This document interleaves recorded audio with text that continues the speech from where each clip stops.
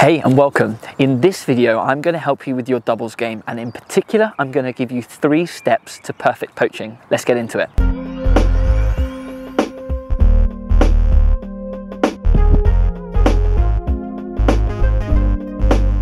Welcome back. My name is Ashley Neves and I run the Tennis Mentor YouTube channel, creating content for tennis players, tennis parents and tennis coaches to get more out of the sport. If you haven't met me before, I'm a coach based here in the UK, working with players of all standards from beginner all the way through to international competitor. A couple of years back I was awarded the British Tennis Coach of the Year award, and more recently I've started some online tennis coaching through my YouTube and social media channels. Today's lesson I'm going to be specifically looking at poaching in doubles, and I'm going to talk you through 3 steps that can really transform your game.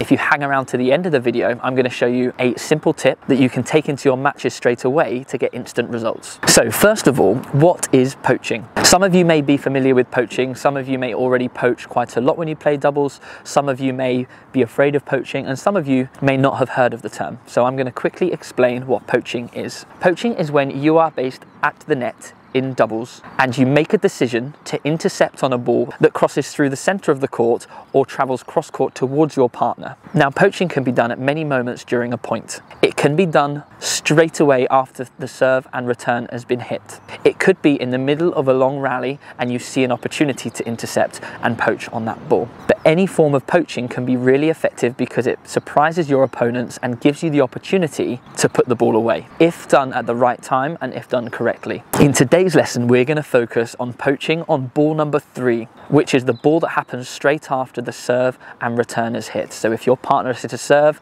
your opponent has hit their return, you're going to look to poach on that next ball.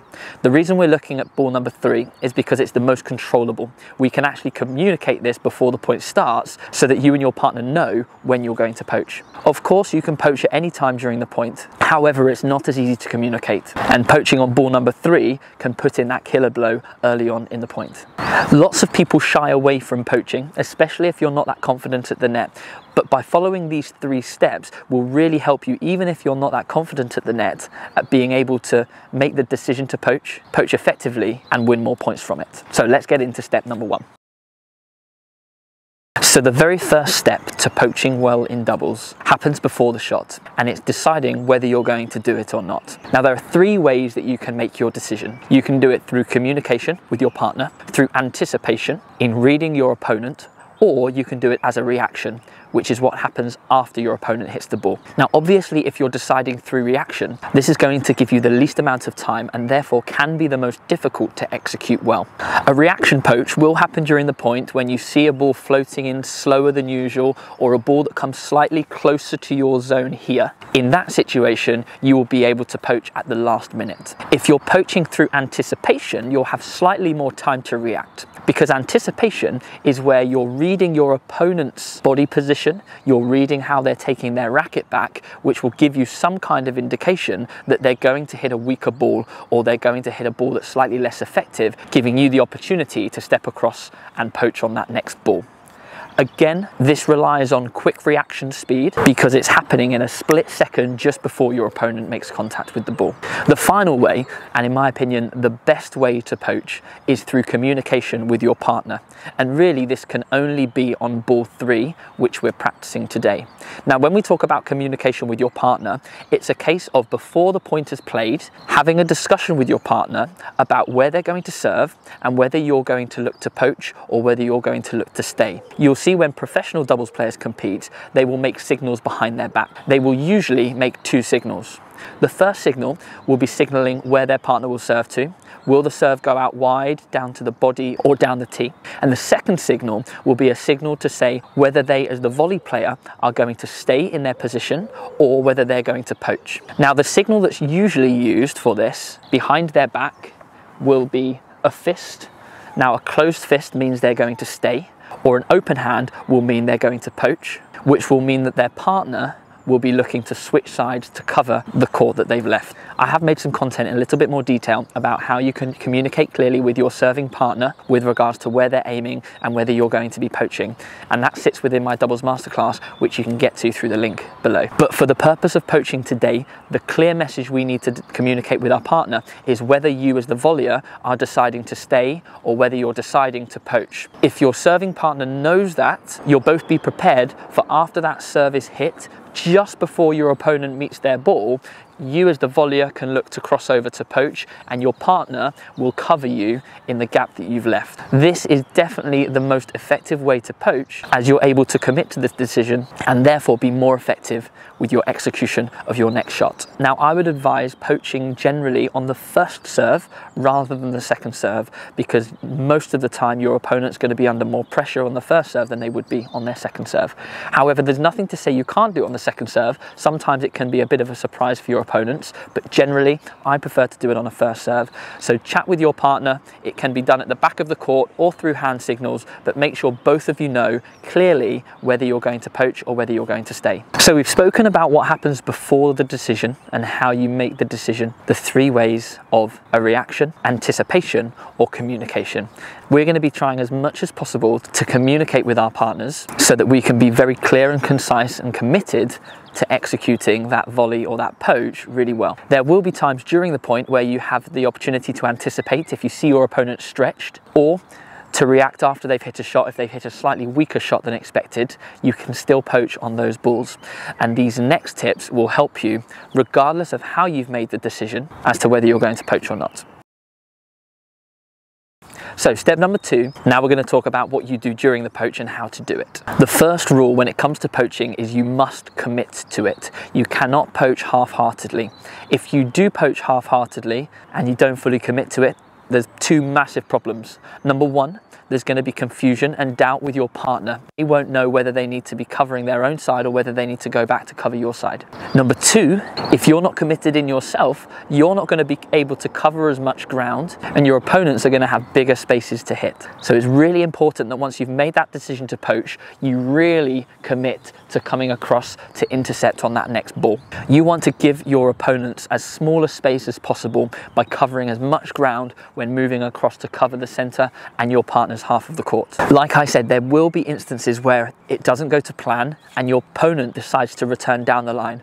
If you've committed to it, that's absolutely fine because your partner will be there. So as well as committing to the poach, the second thing you need to think about is the timing of your movement.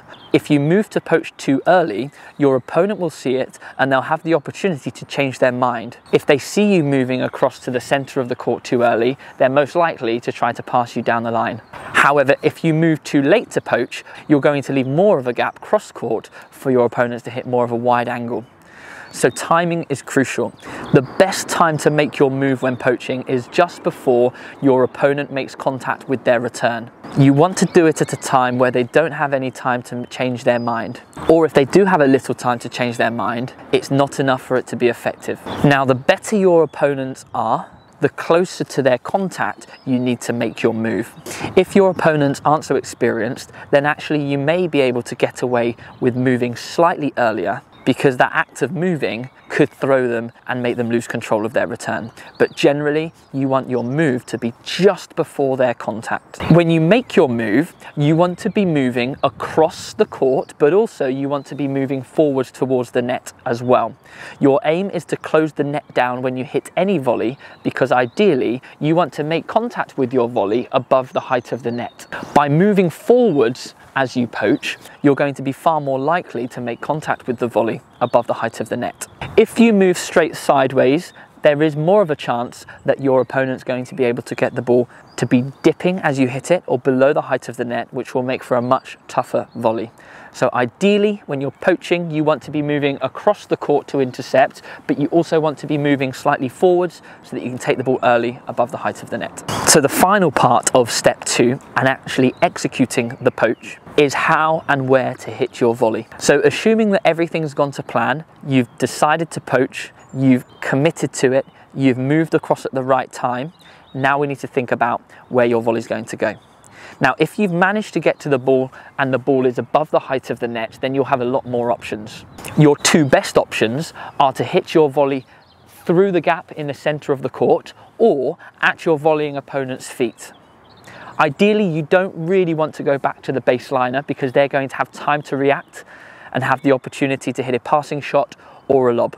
Depending on how far across the court you've needed to move for your poach will result in one of those options being easier. If you're near the center of the court, then you'll have a gap through the center of your two opponents that you can quite easily hit.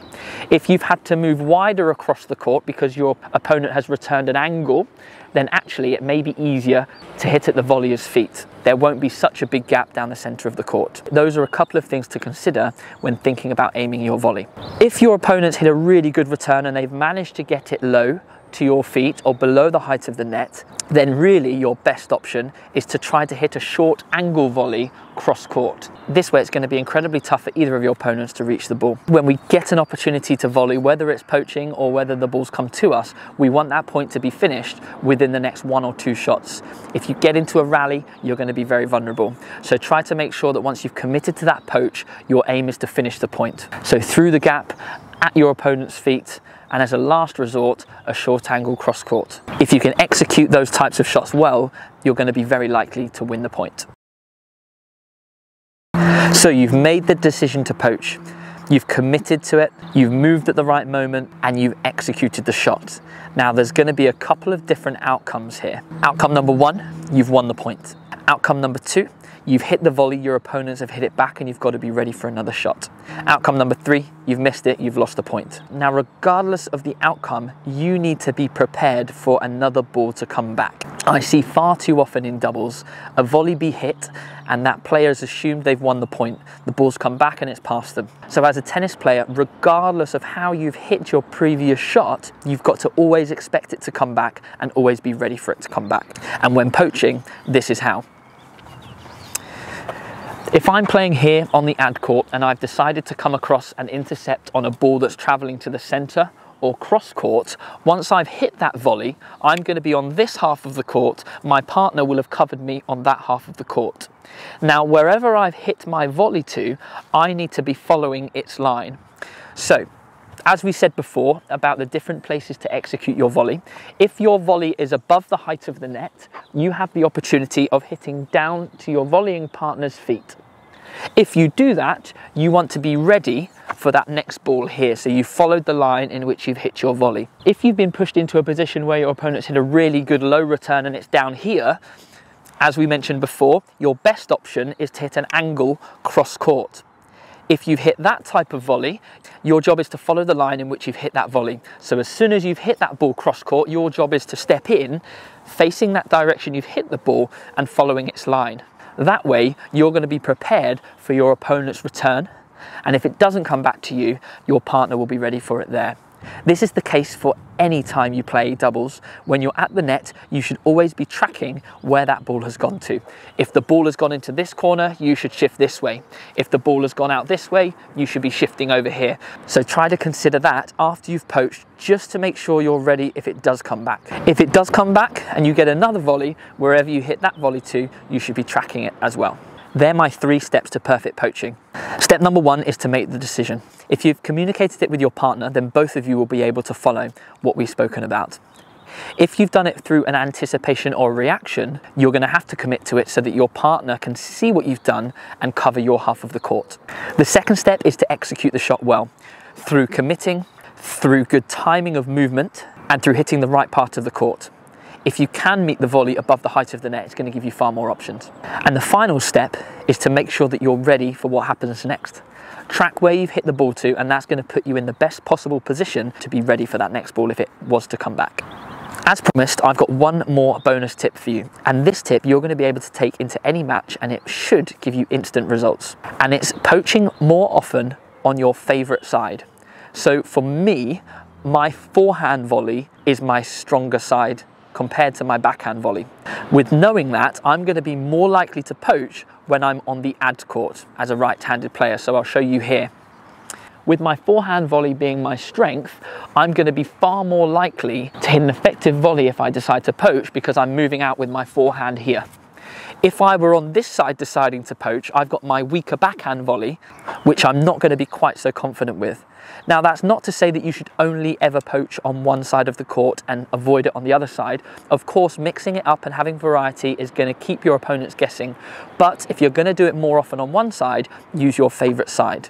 The benefit of deciding that you're going to poach before the point happens is this. Once I've communicated with my partner, I know that as I move across to poach, the chances are I'm going to hit a forehand volley. It's going to be very, very unlikely that I'm going to hit a backhand volley, because my opponent, if they're aiming cross court, they've got such a big space to hit into here, it's always going to be on my forehand side. Whether they hit it down the centre of the court, whether they hit it cross court, or whether they hit a wide angle. If it goes to my backhand side, then my partner is going to have it covered. So it's very unlikely that I'm going to have to hit a backhand volley. In my opinion, poaching is one of the best tactics and one of the most underused tactics in club doubles. People shy away from it because they're afraid of making a mistake for their partner. But I guarantee you, if you work at it, if you communicate with your partner, and if you both know what your intentions are, you will be far more successful with your poaching, and you will be able to take your doubles results to the next level. So my advice for you to get the most out of this lesson is, when you step onto the doubles court the next time you play, or the practice court, try to just think about one of those points that I mentioned. It may be that in your next doubles match, you purely focus on your communication with your partner and deciding whether you're going to poach or not on each point. It might be that in your next double session, you're purely focusing on the timing of your poach, and make sure that you start your movement at exactly the right point just before your opponent makes contact with their return. It could be that you're focusing on meeting all of your volleys above the height of the net to give yourself more options. But by focusing on just one of those teaching points is going to allow you to get more progress within that area, giving you more confidence to poach more often. I hope you enjoyed that video. Like I said earlier on, I have made a comprehensive online doubles course which can help you with all elements of your doubles game, including the mental side, the tactical side, and the technical side as well. It's called the Doubles Masterclass, and I'll put a link below this video for you to check it out. And if you want to see more free content like this, be sure to subscribe to my YouTube channel, The Tennis Mentor, as I like to post lots of these videos on there too. Great to see you, and I look forward to seeing you again next time. Take care.